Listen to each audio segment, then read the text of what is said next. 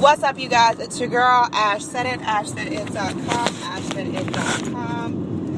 Baby. Okay, so had a couple of questions about being a role model, being an example. And I just can talk from my own personal standpoint because I can't talk for what everybody else has dealt with because I don't know what everybody else has dealt with. I can only talk about my own personal situation. And me personally, my brother and sister and I are 5 and 4 years apart, age differences. And my mom early on instilled in me, they're watching you. They're looking at everything that you do.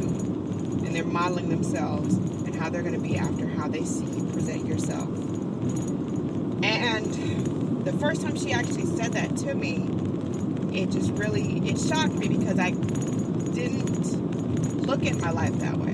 I didn't look at myself that way as someone that other people would look up to and make judgment calls in their own situations on. So it made me very conscious of it.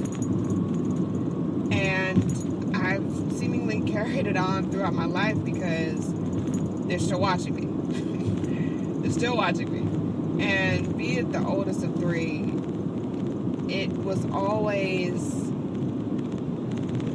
on my shoulders. I was always the one to help out with homework, different things that were going on, helping them learn lines for school or plays and things of that nature. So it was always pretty much there, but also I had to make sure that I was on the up and up. I never wanted to be that older sister that they were embarrassed to tell people about, or that they looked down upon, or they didn't have respect for, or they didn't feel that they could come to me with anything. I didn't want to be that. I wanted to be that sister that they look at with pride, with loyalty, with just a distinct love and respect and a mutual understanding. And I feel like I've done that. Given that my life is not perfect, there are some choices that probably could have been done differently. Things that I should have done differently, but life happens. What are you gonna do?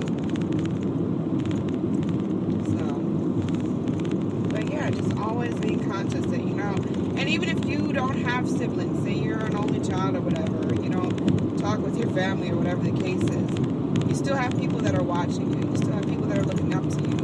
Just because they don't step out and say, hey, I'm watching you, hey, I'm looking up to you, hey, I'm modeling my life after you, doesn't mean that they're not doing it. So there are people around you right now that look up to you. And continue to watch what you do. And as they do that, they model themselves after how you react to things, how you deal with things. So take heed to that, because even though people may not step out and say, hey, I'm watching you, I want to be like you, I'm wanting to make decisions and have a successful life like you do, just because people aren't stepping out and saying those things, don't mean they're not thinking. So always do what's right, always do right by people, the same way you want people to do right by you. You want people to do right by you, so do right by folks, alright? Do right by folks, alright? That's all I gotta say for that, but yeah, I love my brother and sister, and we have a bond that our parents made sure that we latched onto early on in life, and that we look after one another, and that we continue to push forward. No matter what life throws at us, we have each other, and we continue to share that bond. It's a bond that I can't even explain to you. These two young persons, they were my first friends. They were my first real Team Ash, because I've kind of touched on, I've dabbed on a little bit of my transition to Georgia when we moved to Georgia. So I had a very, very rough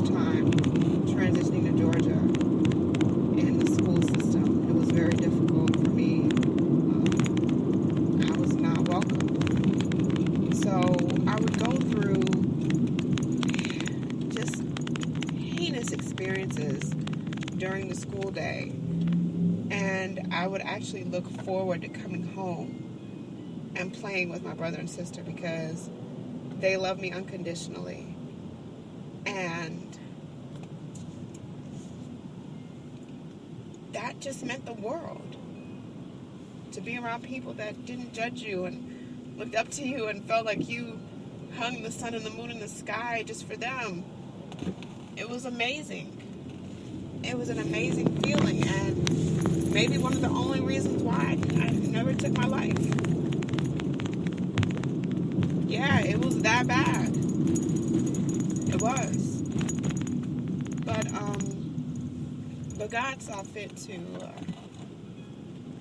sprinkle some goodness in my heart and to allow me to realize that things do get better. They may get worse before they get better, but it will improve. It will. So if you can find some goodness, you can find some love, you can find some way of getting positive outlook on life, you do that. Alright? You make it happen. You make it happen. You make history with it. And don't let anyone talk you out of what it is that you want to do, what it is that you intend to do. Don't let anyone talk you out of it. Because that's one of the enemy's key focus, is to talk you out of what you want to do. Telling you can't do it. Telling you no one's ever done it. That's not possible. Can't be done. Never seen it done before. Never seen it done before because maybe you were meant to do it. Maybe you were meant to do it. So, I say to you today, as I say always, follow your heart, follow your dream. Time waits for no man, no woman. You gotta make it happen. You gotta make it happen. You gotta make it happen right now.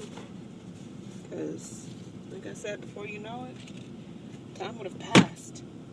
And those opportunities, they don't linger. They don't linger. So, make that choice. Make it a reality. And don't let anyone step on your dream. That's my little tidbit for the day. Alright, I want to check in with y'all real quick as we go through this day and we make some things happen and we make magic, we make history, all those great things. I just wanted to touch on that because it was on my heart and I felt like I needed to share. And I just want to say that I love each and every one of you. Keep pushing forward. Don't let anyone talk you out of your dream.